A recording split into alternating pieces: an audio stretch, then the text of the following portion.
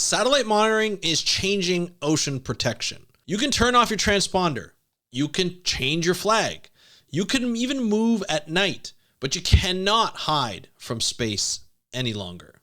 This is the How to Protect the Ocean podcast, your weekly ocean news update. If you care about staying informed about the ocean every weekday, hit that follow button right now so you don't miss tomorrow's story. Let's start off with satellite tracking. So satellite tracking, AIS systems, and machine learning are transforming the way we do ocean enforcement. For the first time in history, large-scale fishing effort can be observed globally in near real time.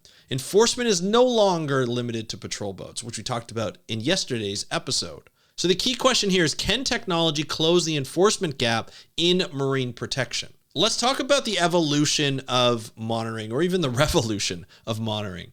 Automatic identification systems, AIS, were originally designed to avoid collision. So large ships move at night or move around. Sometimes it's difficult to see where they are. They don't want to collide mid-trip. And so that could be a big help to make sure that they know where everybody is. Large vessels are required to broadcast location, speed, and course. So these signals can be captured by satellites, and organizations now aggregate AIS data globally. So Global Fishing Watch, which I'll put the website in the show notes so that you can get access to what they do, because they're a great organization. They have made much of this data globally accessible. So for the first time, fishing effort is visible at a planetary scale, and visibility changes incentives. Just a quick story about AIS. I did a project for the government of Canada, for DFO, Department of Fisheries and Oceans, on the east coast of Canada when I was a contractor. And the biggest thing that they wanted to do is find out where vessels go along the east coast of Canada. And we used AIS data that we got from the Coast Guard, the Canadian Coast Guard. And we were able to use and make tracks and look at heat maps of where the most popular areas and shipping lanes were for these ships. It was great data, but it was always behind a wall. It was very difficult, even for the Department of Fisheries and Oceans, to get access to this data, because they wanted to make sure that not everybody had access to it. Because, you got to worry about safety and everything like that. Global Fishing Watch is making it accessible publicly so that you have access to this AIS data. Now, I don't know how old the AIS data is. I'm sure it's fairly recent, but this is going to help conservationists and fisheries managers enjoy making maps of these shipping lanes, and even for fisheries to make sure they know where everybody is at all times in terms of fishing. Now, there is also a study that came out that 75% of fishing vessels do not have their AIS turned on, which is a problem, and that needs to be solved. But satellite imagery can come in and help out. So research using tracking has shown that industrial fishing activity covers more than 55% of the ocean surface. That's half of the ocean surface, right? And the ocean covers 71% of the planet. Think about how often these ships are around and how much it actually covers. Fishing effort concentrates around productive regions and MPA boundaries. Why MPA boundaries? We've talked about this in the past, over the past couple of weeks. It's because they're productive, because they allow for the biomass and numbers of animals, of fish, and all different types of seafood to be able to spill over those boundaries. So they're always around those boundaries. Now, some vessels deliberately turn off their AIS near protected areas. So patterns of dark activity can be detected using radar satellite.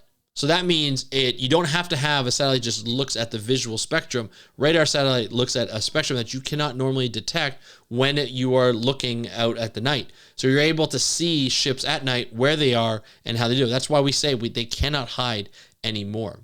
So synthetic aperture radar, which is SAR, which is what the radar is, can detect vessels even if the AIS is turned off. So whether they're at night or the GPS is turned off, they can actually detect them where they are and what they're doing. Noncompliance leaves digital fingerprints. This is an important fact. We need to make sure that we can account for these fishing vessels, especially if they're near productive or protected areas, because that's where the fish are. And that's where a lot of the illegal activity is happening. Now let's talk about illegal, unreported, and unregulated fishing, IUU fishing. So IUU fishing costs the global economy an estimated 10 to 23 billion US dollars annually. That's a huge amount. It disproportionately affects developing coastal nations, and weak enforcement regions are especially vulnerable. So areas like of like, say, countries that cannot afford to do enforcement, that do not have the funding, and we talked about yesterday, to do enforcement, that's where illegal fishing happens. That's where the IUU fishing actually happens. So the high seas fleets often operate far from national oversight.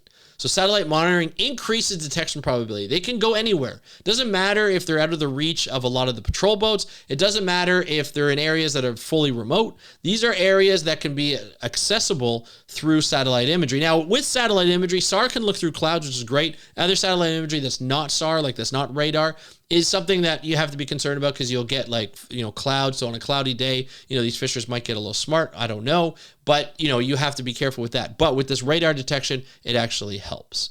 All right. The detection probably increases the deterrence, right? The fact that fishers know that they can be detected by satellite, that actually probably helps with deterrence. So deterrence will change the way people behave around MPAs, around productive sites. Now, Global Fishing Watch, as an example, shows like technology in action. So, it provides open access maps of global fishing effort, which always helps. This data is used by journalists, scientists, and governments, and it helps identify suspicious activity inside MPAs, especially when you have boats that are, skirting around the boundaries. These boundaries are not visible when you're out at sea. You know it from a GPS, and they probably have the boundaries on their navigation maps, but you don't really see it on the ocean. So they can always say that they didn't know they were inside or out. But now with satellite, you can tell if they're inside and out. And the fact that satellite imagery can come in faster than ever, there's some satellites back in the day, in the early 2000s, when I was using satellite, you had to wait like a day, or you had to wait a couple days. So it's very difficult for detection of illegal fishing.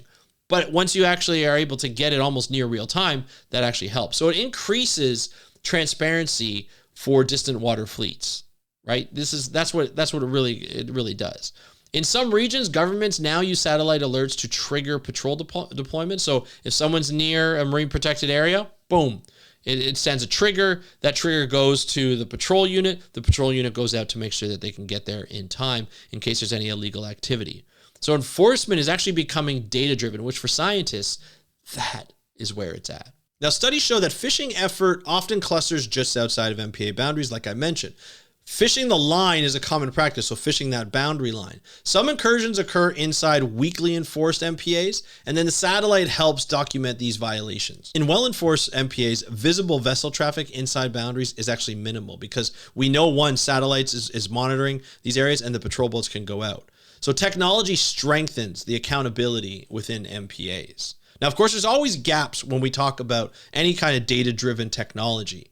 So the technology, it's not a silver bullet. So smaller vessels often do not carry AIS. So it's difficult to tell if there's a smaller vessel in there. Some vessels spoof location data. They're getting smart, and we have to be smarter. And enforcement still requires legal authority and prosecution. So once you get enforcement, you can catch the people, but you have to bring them back and take them to court. And of course, sometimes, like I know in Canada, a lot of times the punishment doesn't fit the crime. So a lot of times they'll get off with a lot more, maybe a small fine, and that might be worth getting, a small fine as if the payment is worth it. However, if you could if you're continually found guilty in court, then maybe that will affect what you're going to do later on, because the punishment's going to get stronger and stronger and stronger. Right. So many countries lack capacity to respond to satellite alerts. So that's a problem, right? You can detect as much as you want, but if you can't catch them, that's a difficulty. So technology creates visibility, but visibility must translate into action. We still need that enforcement like we talked about yesterday. Now, satellite monitoring shifts the balance of power back to the government, let's say, or the monitoring agencies. It reduces plausible deniability. It exposes inconsistencies between policy and practice. It allows NGOs and civil society to hold governments accountable. Ocean governance is becoming transparent, but transparency only matters if consequences follow, just like I mentioned before. Now, if you enjoy this type of evidence-based ocean reporting that goes beyond the headlines, follow this show and hit that follow button and don't miss tomorrow's episode. Now let's just frame it up here in the final part. Now, technology has changed the equation. We've gotten better. For decades, the ocean was too vast to monitor. It was hard to be everywhere at once. Now it is visible. Illegal fishing leaves a digital trace. Boundary violations can be mapped. Effort can be quantified. The era of invisible exploitation is actually ending. But here is the critical point.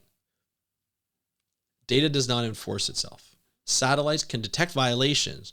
Governments must still act. And technology, it's just a tool.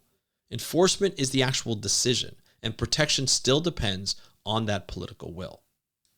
So I'd love to hear your thoughts on this episode on satellite detection. Have you been working with satellite imagery before? What is your experience? What have you done if you're especially in the fisheries area? If you're just listening to this for the first time, love to hear your thoughts. Do you think this will work? If we'd like to hear more examples, we can talk about more examples. Let me know how you feel by going to speakupforblue.com/feedback. That's speakupforblue.com/feedback. I would love to hear your thoughts. And of course, if you want to hear more of this kind of information about the ocean, hit that follow button and share it with a friend. The best way that we can get in front of more people and teach people more about the ocean and conservation that's hitting the ocean and the issues that are hitting the ocean is really to refer a friend. So refer this to a friend and you get brownie points from me. I want to thank you so much for joining me on today's episode of the How to Protect the Ocean podcast. I'm your host, Andrew Lewin. Have a great day. We'll talk to you next time, and happy conservation.